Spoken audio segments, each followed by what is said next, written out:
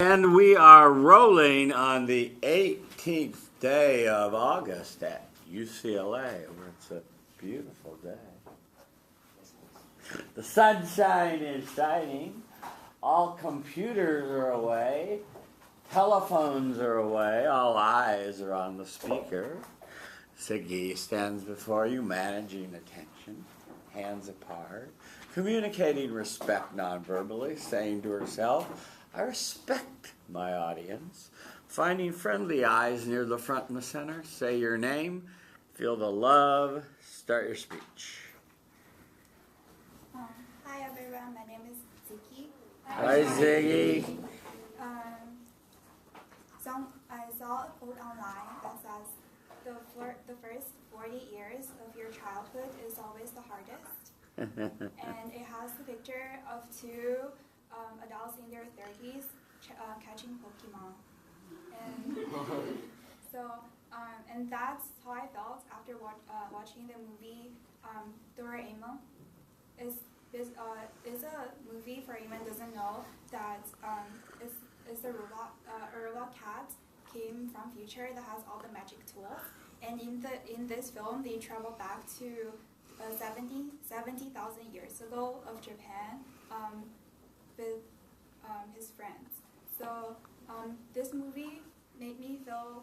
I'm gonna share three stories with you that this movie made me feel nostalgic, happy, and it inspired me. So the first story, the first thing that made me feel happy was when they traveled back to 70,000 years ago.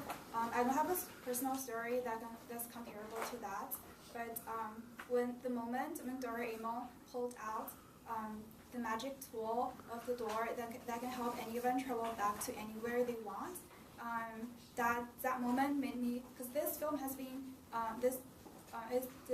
is a Japanese animation and it's been out there for more than 30 years. So and I grew up with it. So the moment I saw the magic door showing up on the screen, it immediately brought me back to my childhood. And I remember when I was a kid, I always wanted a friend like Doraemon that has all the magic tools. And one of the tools he had was called memory bread. So basically you just write down whatever you want to memorize and just eat the bread and then you're good to go for the test. And the second story that made me feel happy was the moment that so it just when you saw Doraemon and his friends going back to when they were together for another adventure, and it made me recall like my childhood memory when I was with my friends. And I remember when we were going camping, we can just lie down on our bed talking forever and wouldn't go to sleep until my parents yelled at us. So, and the third story that made me feel inspired was how creative this scene is. This is the whole animation was featured to make you feel like you're is full of creation. It's very creative and it's made by adults. And so it just made me feel like you can keep being creative and have this creativity when you were as you were a child, and just carry this on, and it can create magic. So in summary, I've told you In summary, 3 ways the film moved me. In 3 ways, this movie made me feel nostalgic, happy, and is full of inspirations. In conclusion, there should be no doubt in this room. There should be no doubt in this room that someone said that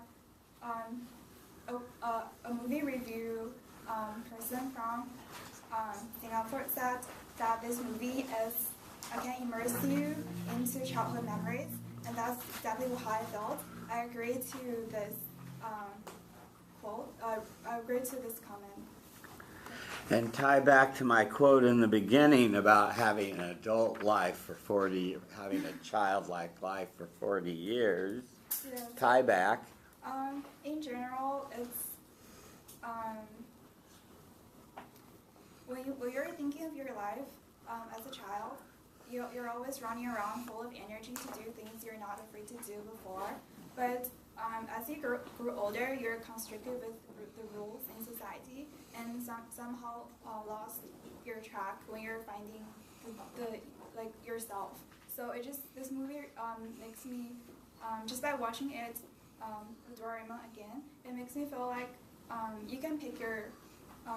Sometimes you can just get rid of all the rules and do the things you want. Just be yourself. Great, thank you. Okay, stay up there for your feedback. Okay, let's start in the rear today, over here. Hi, I'm Kelly. Hi, Kelly. I like your speech and I love Doraemon too.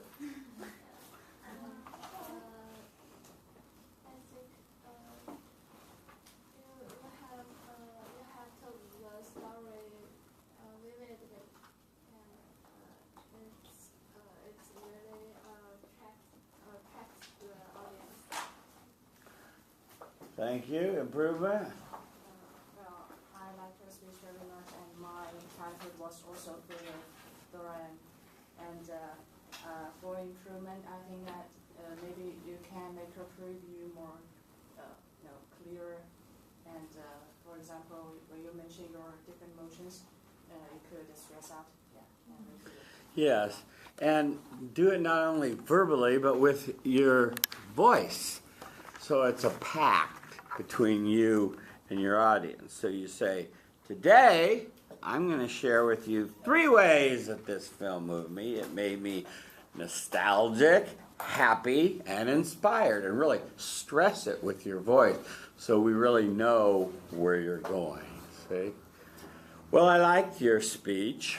Let me make some suggestions for improvement so it could be even better next time, Ziki. Start with your clothes. You see, your clothes don't fit. So you need to roll your sleeves up when you speak because you want your hands to be available to gesture. So roll your sleeves up above your elbow so you have hands to gesture with, okay? Second thing on eye contact. I noticed you looked an awful lot over here. That's why my Not- partner's here. What? My partner is over here. Your so- partner's over Oh, there, perfect. great. Well, I'm glad, but these are your children too. You need to love all your children equally, don't you?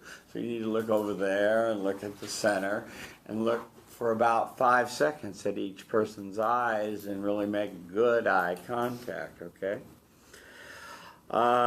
I was going to say in the significance statement you skipped the review, but you finally got it in at the very end, so that was fine, but try to put it in where it goes in the significance statement. On your main body, where you talked about nostalgic and you wanted to, eat a wafer and have magic A's on your papers and stuff like that, that was charming and that was fine. Your second story was good. Your third story was a little vague. It needed more fleshing out to be more of a story and more of an emotion of how we really felt you be so inspired, okay? You needed to relive, felt sense that emotion of being inspired. And then when you watch yourself tonight on YouTube, you'll see that I had to prompt you for your summary, your conclusion, and your tie back. And so you want to make sure you have all 7 parts to your outline in your speech. Finally, I want you all to notice something. At the bottom of your outline, there's something called a kanai. I think I went over that before. What does kanai stand for? Something improvements. Constant and never-ending improvement. And you were to list 3 goals. Did everyone sign the roll sheet? It's over here and it's coming around. But you need to list 3 goals every time.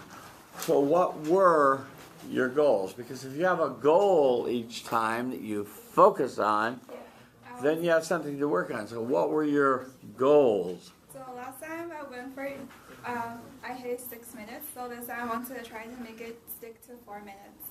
Yeah, and you were closer, weren't you? Yeah, Except for and- me prompting you, you were about 4 minutes, so that's good. Yeah. And I felt like I over prepared last time, so my speech was too long. So I want to make it short, and also so my audience can feel my emotions. Because I think I went too long last time, so I lost some audience. Right. So I want to Okay, make it good. funny, like like the audience can at least laugh once. Okay, So good. So make sure you list them beforehand, and you focus on your goals, because that's how we achieve goals, is we list them. Like we wake up each morning, we have a goal, we want to do 3 things that day, and we check them off our list, right? And we achieved our goals, and we feel good, right? It's the same with public speaking. If you're a soft-spoken, if you're disorganized, if you're long-winded, then put those as your goal and do better next time. You did a nice job today. Thank you for going first. thank you.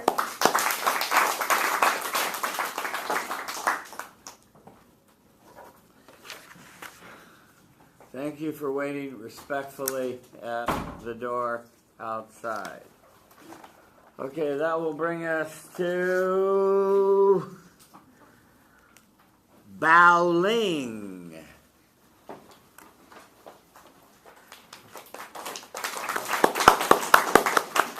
Hi, Baoling. So you need the green meanie, huh?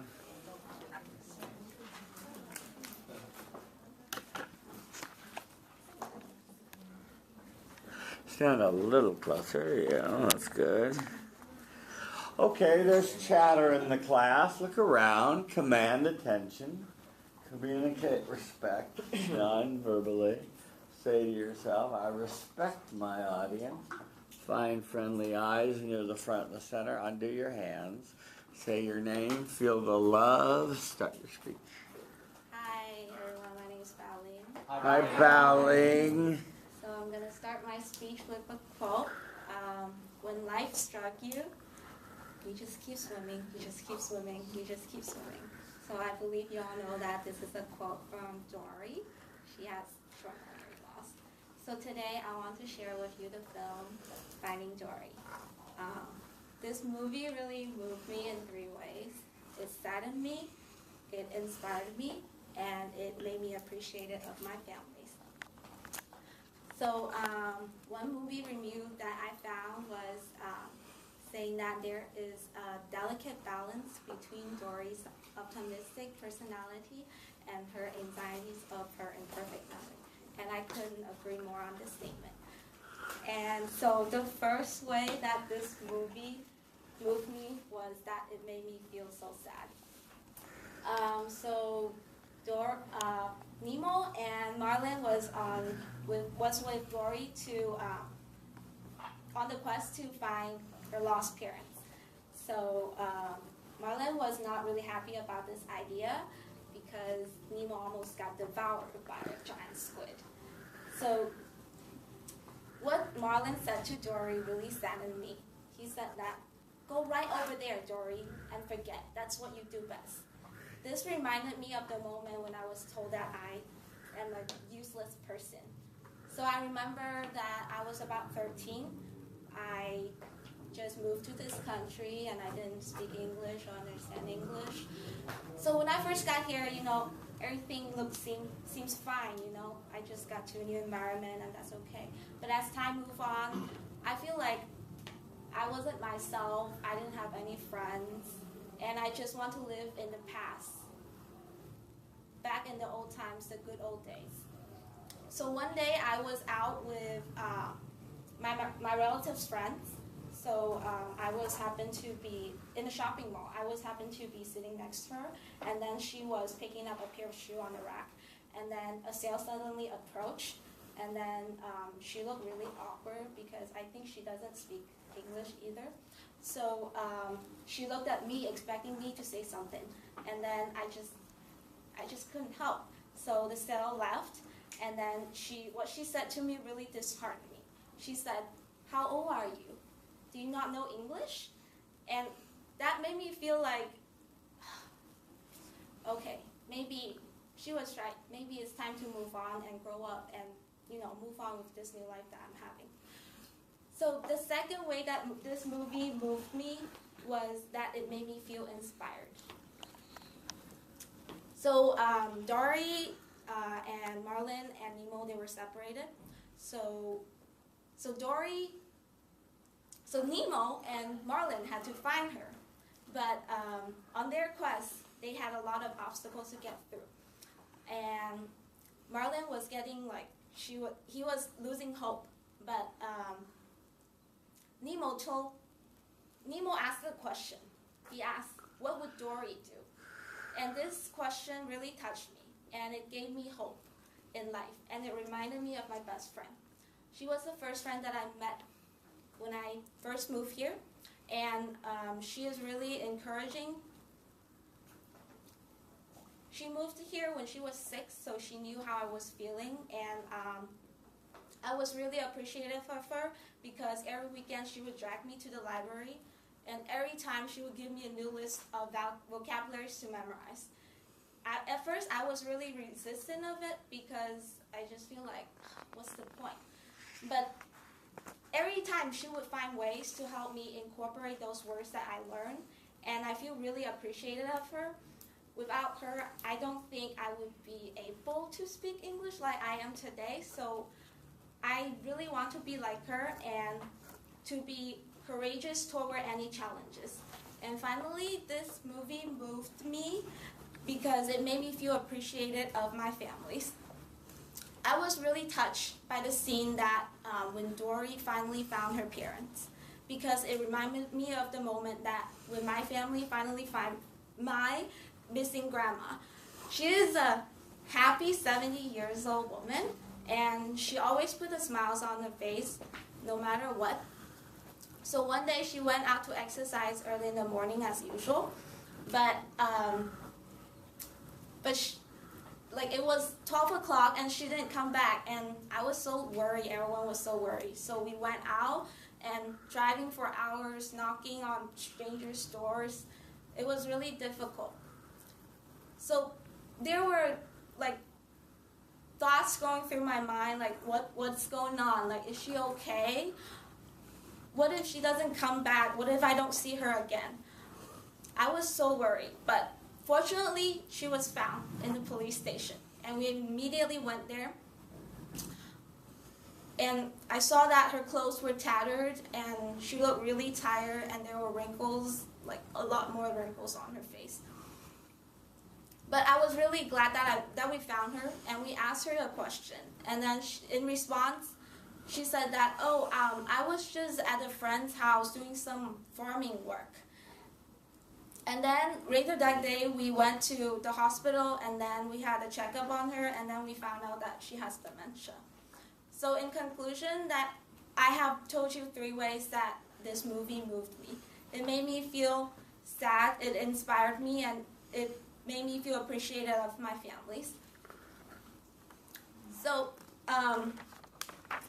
in all, no doubt that this movie made me cry and laugh. To tie back, whenever life struck you, just keep swimming like Dory. And even though she is forgetful, but she never forgets that optimistic and happy personality of hers. And you should never forget about yours. Thank you. Thank you. 529. Okay, we're here. Yes, thank you. Hi, I'm Lee. Hi, Elaine. I can feel your emotions well and really moved. But sometimes during your speech, you look the ceiling or with the floor. I think it's better to keep connection to the audience. Yes, great point. Thank you. Improvement? I think it's perfect. I really like it. It's perfect, huh? No improvement. Okay. Thank you for that helpful comment. Bunning, I liked your speech. I want to suggest a couple of things for improvement. When you turn it in, to me, keep the Roman numerals of 1, 2, 3, 4, 5, 6, 7, so that it's easier to follow and you'll remember to have all the parts then. Instead of saying I'm going to start with a quote, just say the quote. Okay, just go right into it. But it's a great quote. When life gets you down, you know what you've got to do? Just keep swimming. So a little slower, a little more emphatic, and let the meaning of it sink in to your audience. So say it slower and let the meaning come through to your audience. See? Finding Dory, yes. You had a good quote, and you agreed with the quote, which was correct. You didn't say where it was from and the date, so say it came from the Globe and the Mail in 2016 or whatever year, the date it was, so it has credibility, see? It's not just a quote from somewhere out there on the internet, see? Yeah.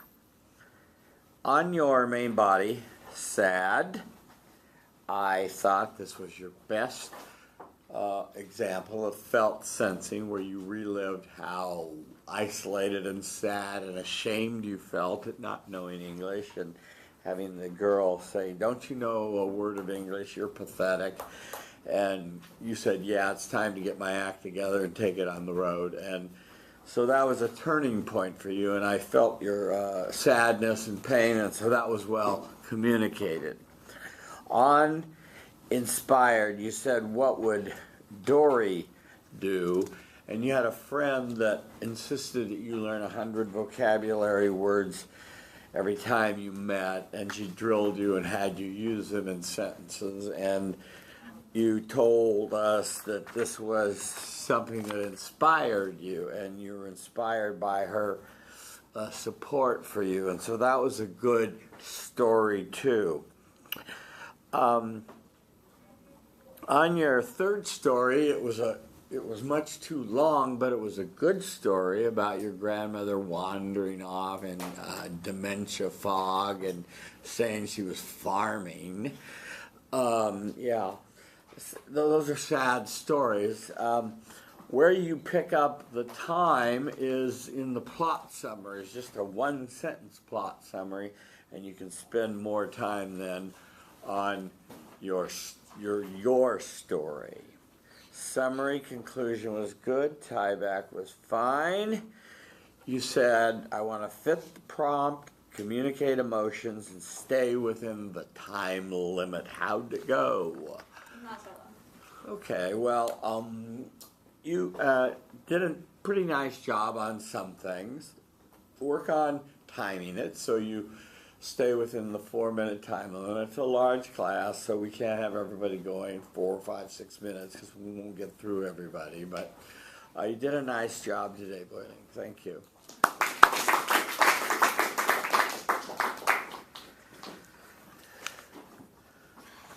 Okay, that will bring us to Lynn. I didn't understand the H in the email, and I thought it's okay to investigate next class. You thought wrong. Okay, good. Okay. That'll be 0. Okay, good. All right. Emily. Emily understood. Yes. Good job, Emily. Self-evaluation from our Yes, and you turn in your evaluation when you come up to speak the next time. Give me a moment to use the green meaning.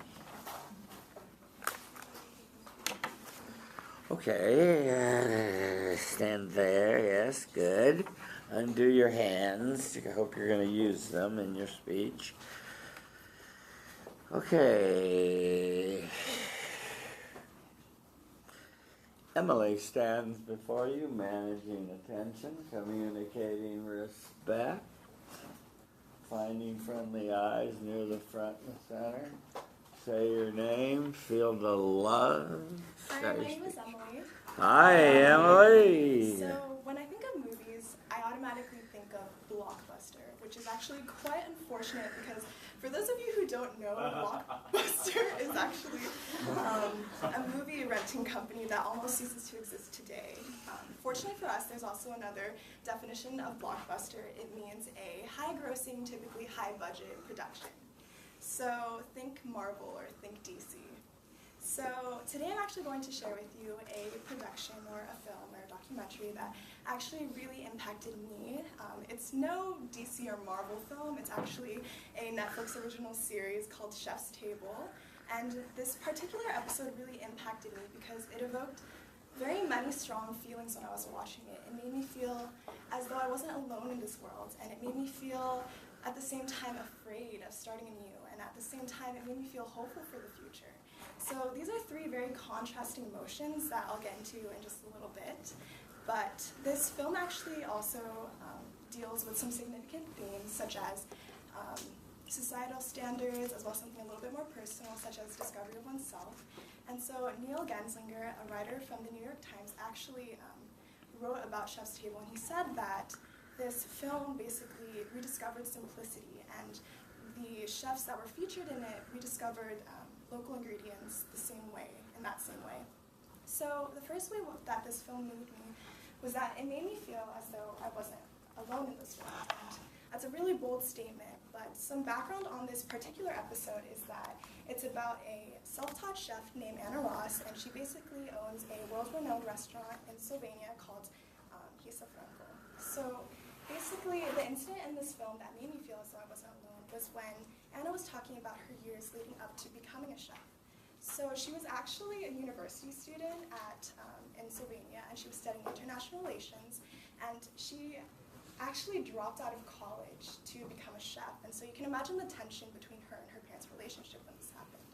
So the reason why this incident made me feel as though I wasn't alone is because it reminded me of basically all the pressures that I had growing up. I grew up in a very strict household where education is valued above almost everything else, and I suppose pursuing things that made my parents happy as opposed to making me happy made me feel isolated many times.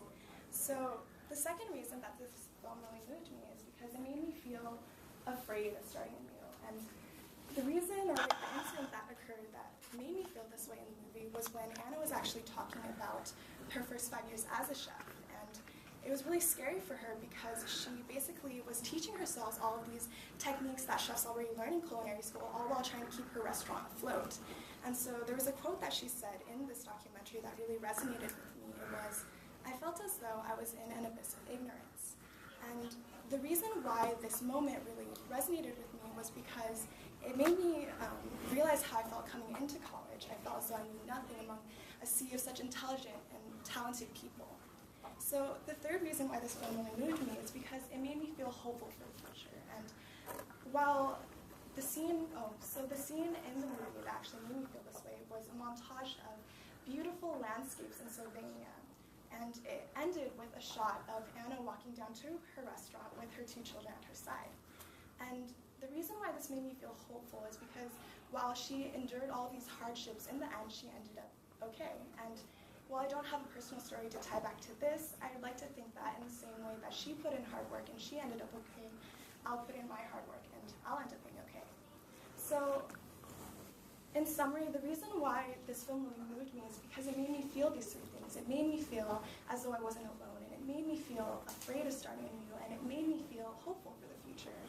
And so, just to tie it back, or actually, there's really no doubt that this film really moved me, but to tie it back, while Chef's Table isn't a DC film, and it's not a Marvel film, it made me realize that expectations and aspirations and fears, they exist across the globe, and realizing this and being reminded of this through this film was a very humbling experience.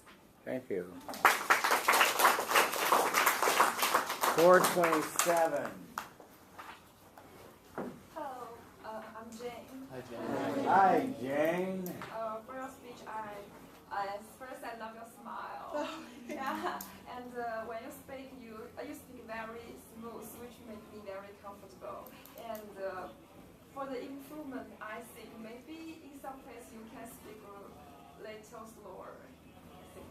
Thank you. Okay, those are good comments. Jane.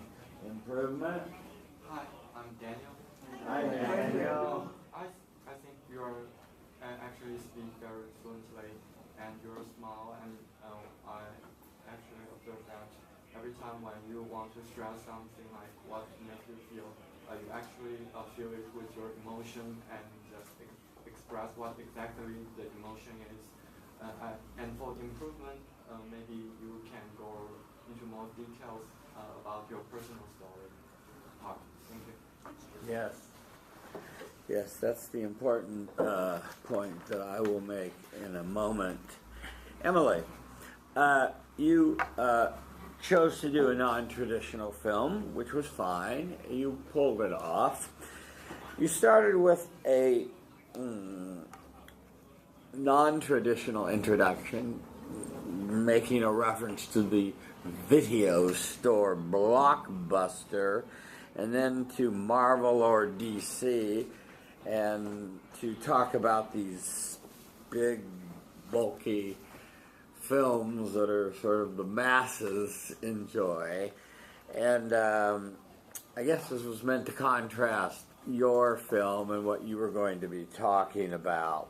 Sort of a backhanded justification, I guess. You got a little humor from your introduction, so I suppose it accomplished what an introduction is supposed to do. On your thesis, you had it well down and you knew it, so I wasn't alone. I'm not afraid of veering from the norm, and I felt hopeful.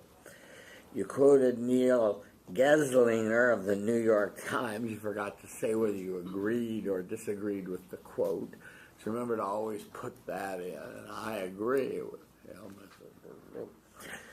On your main body, when you watch yourself tonight on YouTube, be aware of the fact that you overuse the term basically and actually a lot as a transitional phrase.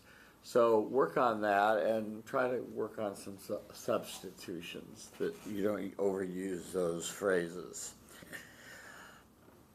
I agree with the gentleman behind me, though, here.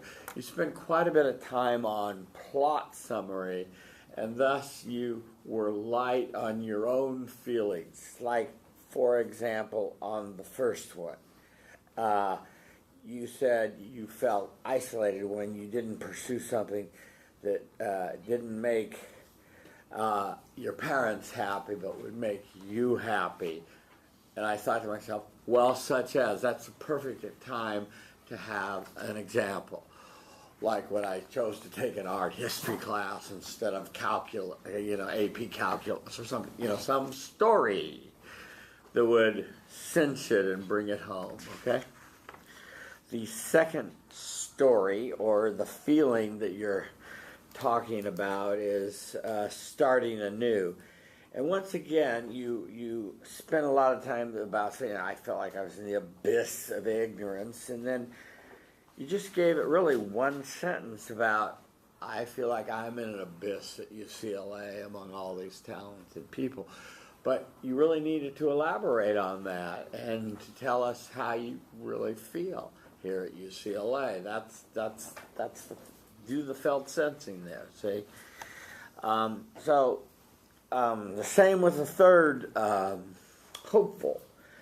You said, I don't have a personal story, but I hope my hard work pays off, and I thought that was fine.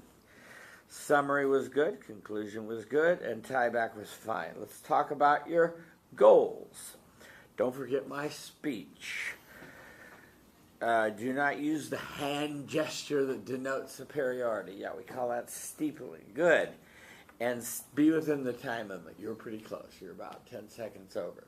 So, comment on your goals and how well you achieved them. I didn't forget my speech this time. So Yes. That's always good. That was good, yeah. I didn't do this, I don't think. Right? Uh-huh.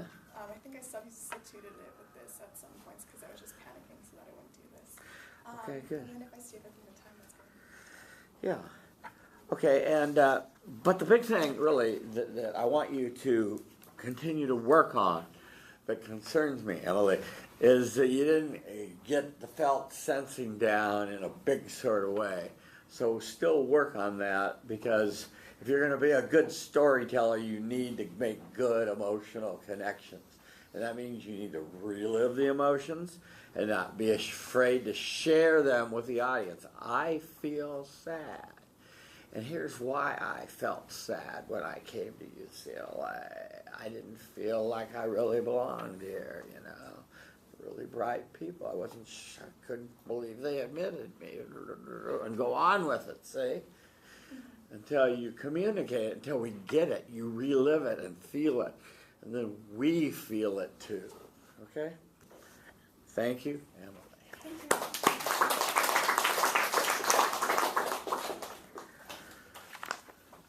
Okay, that brings us to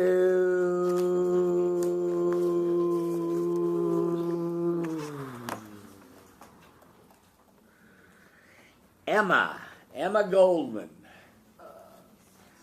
Professor, I'm so sorry. I also misunderstood the letter A. And Oh yeah, well, there's a lot of misunderstanding going over there in that part of the room, can huh? I make it the next? I don't know. It's a lowered grade. Okay, whatever. Okay, if we have time, you know, you bunches everything up. The system works when people come prepared. Is there anyone in the room that doesn't understand the system now? Does everyone know what A, B, and C means? Hello? Yes. You know where you find the A, B, and C, right? On the calendar. Yeah, okay. On the syllabus, on the calendar, yes, okay, good. So on we go to Jared. Jared understood, yeah. Good man, Jared. All right, yeah, okay. Hang on a minute, you're a little taller than the last speaker.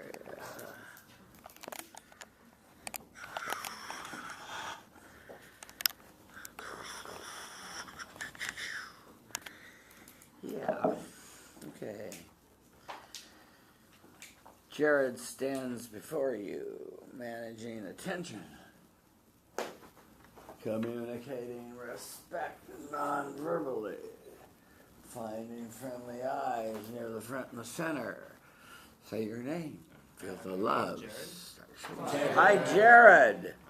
Have you ever had that teacher whose class you just dreaded going to? Maybe it was because the teacher was strict, mean, they'd randomly call on you, and they'd do their best to try to embarrass you and make you feel stupid.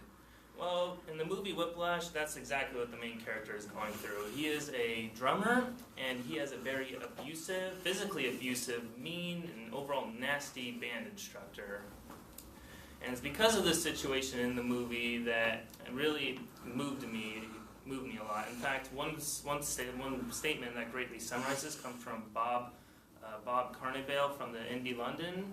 He says that Whiplash is a movie about a battle of wills and offers up a whirlwind of emotions that will leave you an exhilarated high, which I highly agree with because I remember seeing this movie and I just had a whole bunch of emotions going through me. And I remember the final scene of the movie and I was so exhilarated when I finished it. It has a lot to do with the themes of the movie, which is about sacrifice and what you're willing to give up in order to be great.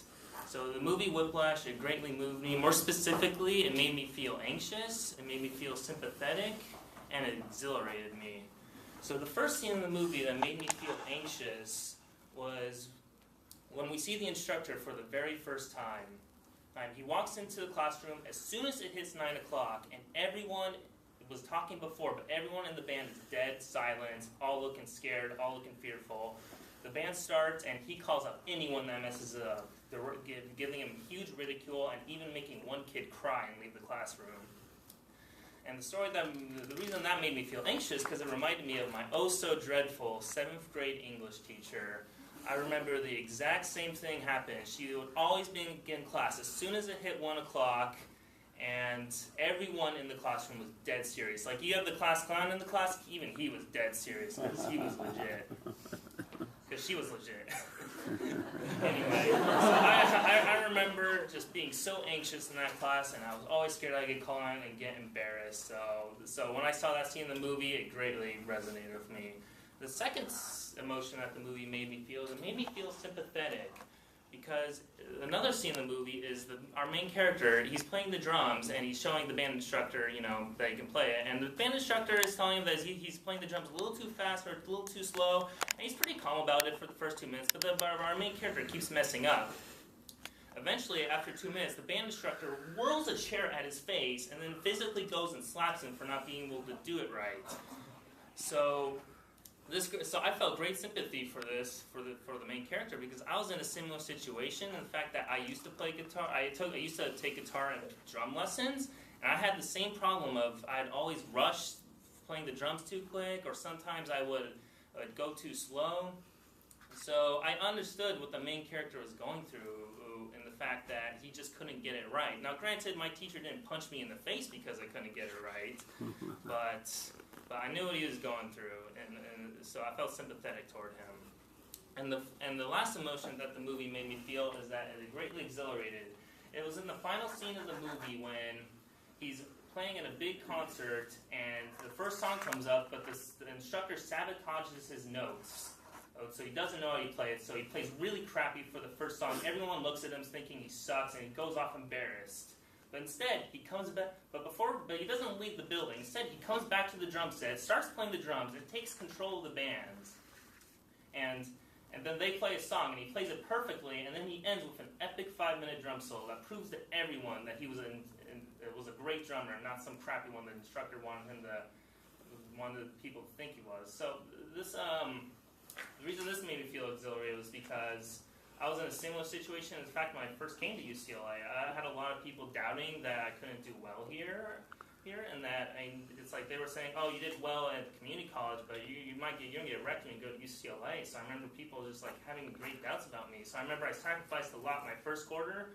I tried very hard, and I ended up with near perfect grades. And I was so exhilarated to see that those grades because I proved to all those people that I could actually do it, just like how the drummer in the movie proved to everyone that he could be a great drummer. So, in summary, the movie made me feel anxious, sympathetic, and it exhilarated me. Have no doubt, there's no doubt, obviously, that this movie greatly moved me.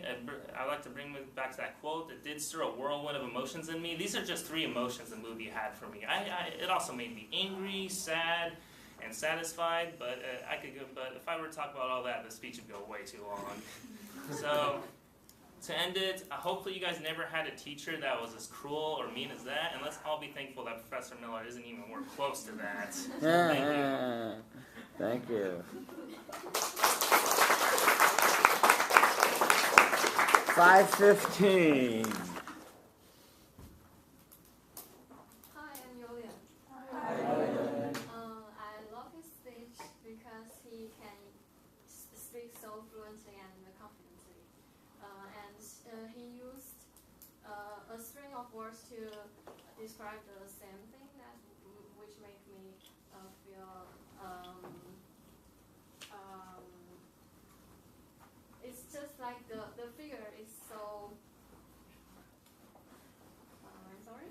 And I love the action you make to imitate the scenery in the film. Okay. Thank you. Thank you. Improvement. Hi, Doris. What is your name? Grace. Oh, Grace. Hi, Grace. I like the story, but I think you might take care of your gesture, like you always have your hand like this. I don't know if it's a habit or. Yeah. When you watch yourself tonight on YouTube, Jared, you'll see that you keep your hands at your side, almost robotic-like, and you want to bring them up and let them swing and be animated a little bit more. Yeah, it's just that last speech, I got a complaint that I was waving it too much. Waving it to the side. So now you're overcompensating the other way, yeah. Okay, yeah. Let me give you some feedback on this speech.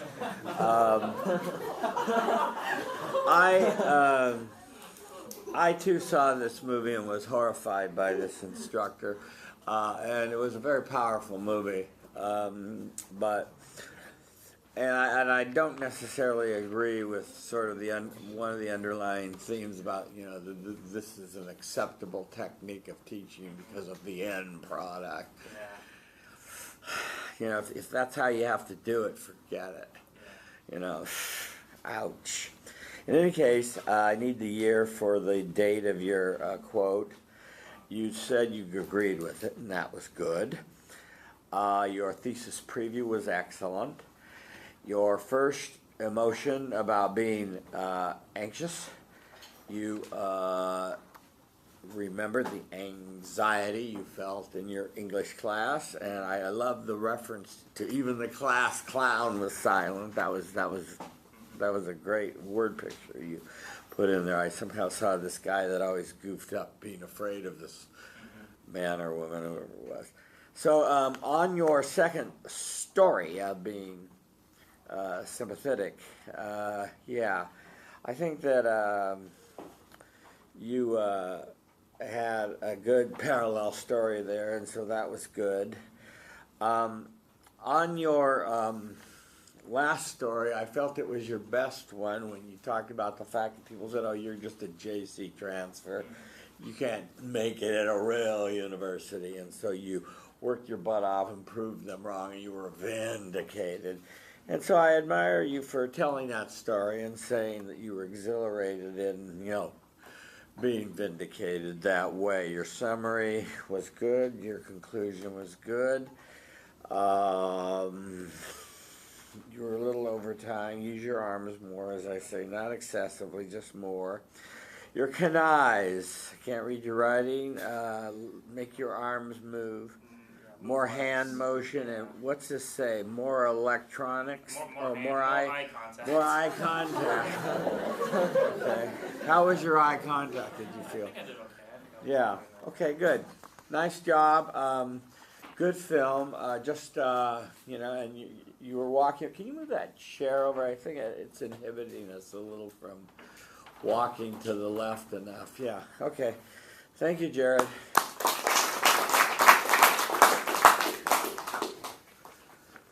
Okay. That brings us to. Oh, you're supposed to give it to me at the time. Yeah. Okay, you're killing me. Okay. Okay, that brings us to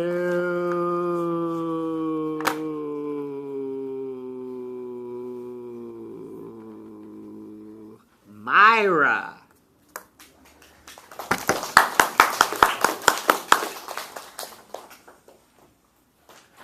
Hi, Myra. See, Myra has her self-evaluation. Good job.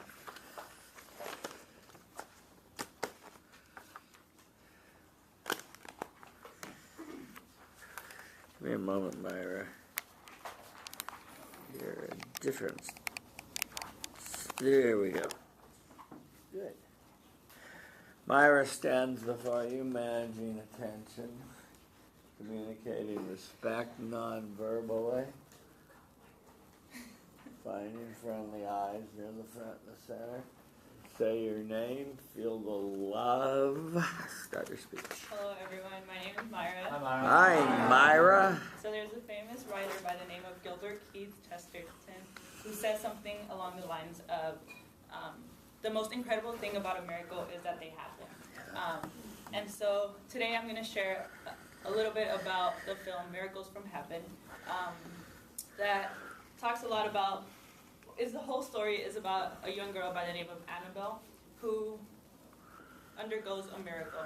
And as long as I can remember, or the medical field has always had medical phenomenons, as they call it, things that the doctors can't really explain, but many tie back to a work of God or a higher being. And so throughout the story, the little girl is diagnosed with a disorder that doesn't allow her to digest her food. And so her mother, as a Christian, says that there's something that has to be done. She starts praying and just following her spiritual routines. But it isn't so easy for the family. The little girl, the doctors tell her that there is no cure. And so they go back and forth with doctors and nothing happens until one day they climb, with her sister, they climb a 30 feet high tree, and suddenly Anna falls straight into the hollow tree and goes in head first, and you would think she dies, but just as the movie is called, it's a miracle from heaven. So they believe that she was dead. She was in there stuck for 5 hours, and when they take her to the hospital, the doctors, the first thing they tell them is that she no longer has the disorder. And so this movie made me feel devastated, grateful, and hopeful. My first story that I'm going to share is about my aunt who was diagnosed with lupus. She decided not to tell anyone in our family. So about a year after she was diagnosed with lupus, she passed away. And so as I was watching this story, or this film, I was devastated because I couldn't wrap myself around the idea that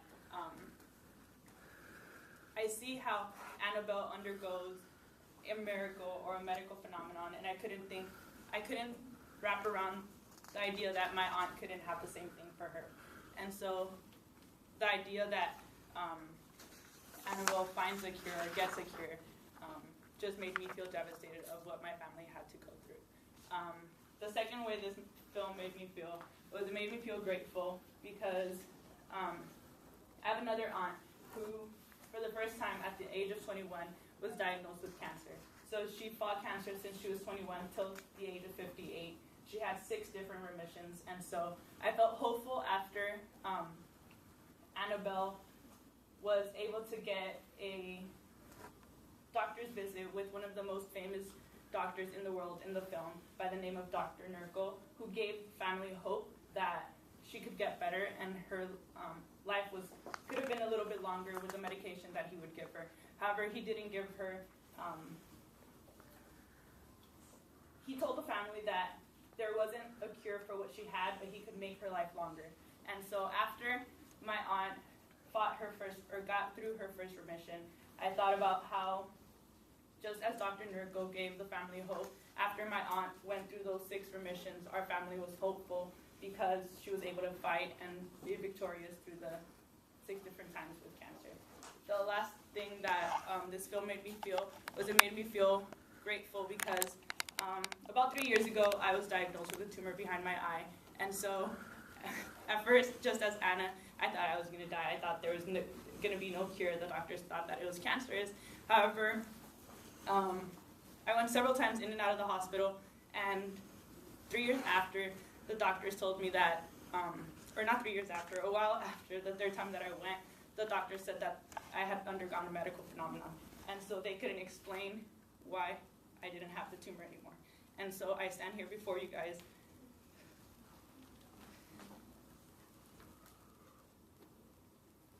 telling you guys that just as Chesterton, I do believe in miracles because it's something that can happen, and I lived it myself. Thank you.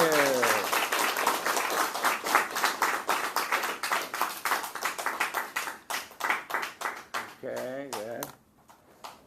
Okay, here, yes, please. Hi, I'm Keanu.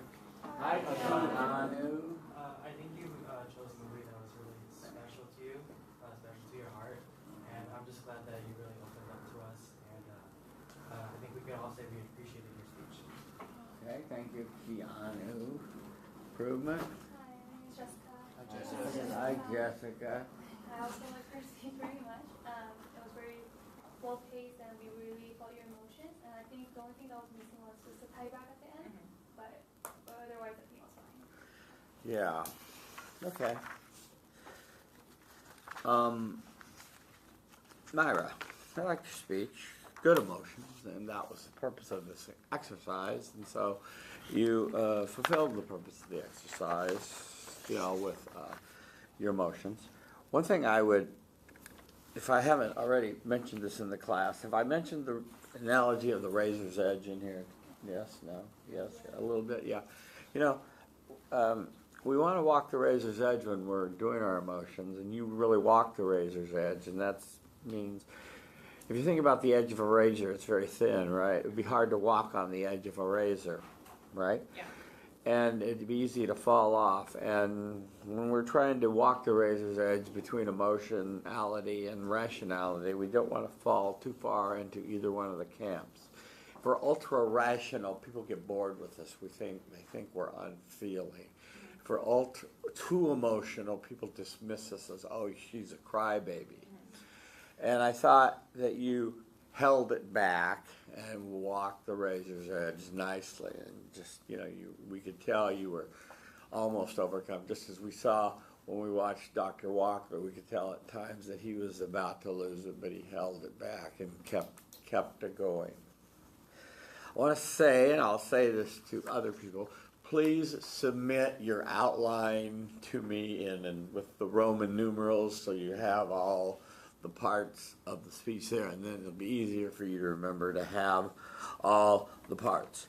One thing I very much liked about Myra's presentation is she told us who G.K. Chesterton was. The most incredible thing about miracles is that they happen. So it wasn't just a quote by Chesterton, but you told us that he was a writer when he was a writer, that sort of thing. Just remember to tie back to that in the end. I know you were kind of losing it at the end, so it was kind of hard. Your intro and your sort of plot summary and falling into the tree wasn't really all that necessary. You were using it to explain the phenomena that you wanted everyone to understand of these unexplained remissions that occur in medical science and so forth. So try to cut those things down so you get to your main body sooner, so you can spend more time on your emotions. Now, your first emotion was devastated because your aunt had lupus and she didn't tell anybody. And I would have liked you to have focused more on your own feeling of betrayal, that you didn't know that she chose to suffer privately and not share that with anyone, right? And keep that to herself, and then return to the emotion and say, and that's why I felt so devastated. Return to the emotion at the end of your paragraph. On hopeful and grateful, you chose to end, well, you chose to tell us about your aunt who had lots of remissions, and so that was a good story. And then you chose to end on your own story, and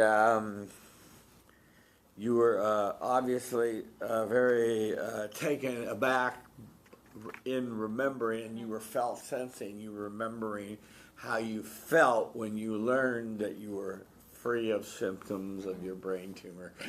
And so that was good felt sensing, because we could feel your emotions there at the time. So that was good.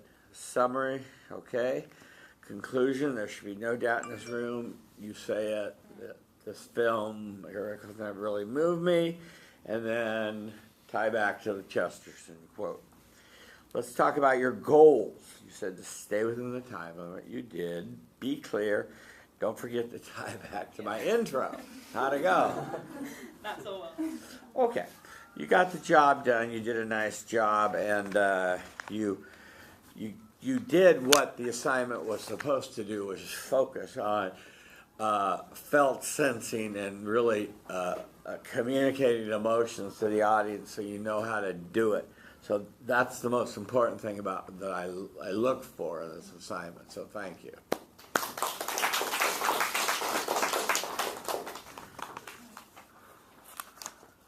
Okay, that will bring us to X.I. Chin.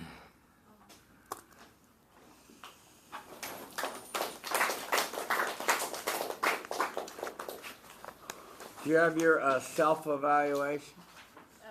What? Self-evaluation, okay. Yes. Do you have that? Yeah. Do you have it with you? Does someone have one they can show her? Yeah. It's a form on the syllabus on the website you fill out after you watch yourself on YouTube. Oh, this.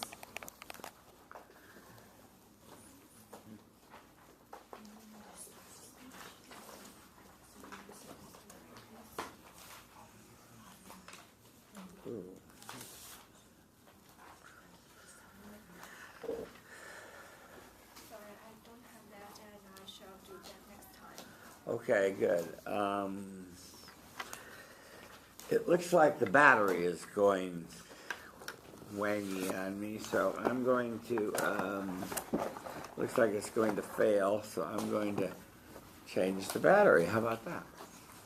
So when there's a lull in the action, what do? You ask him how his weekend was.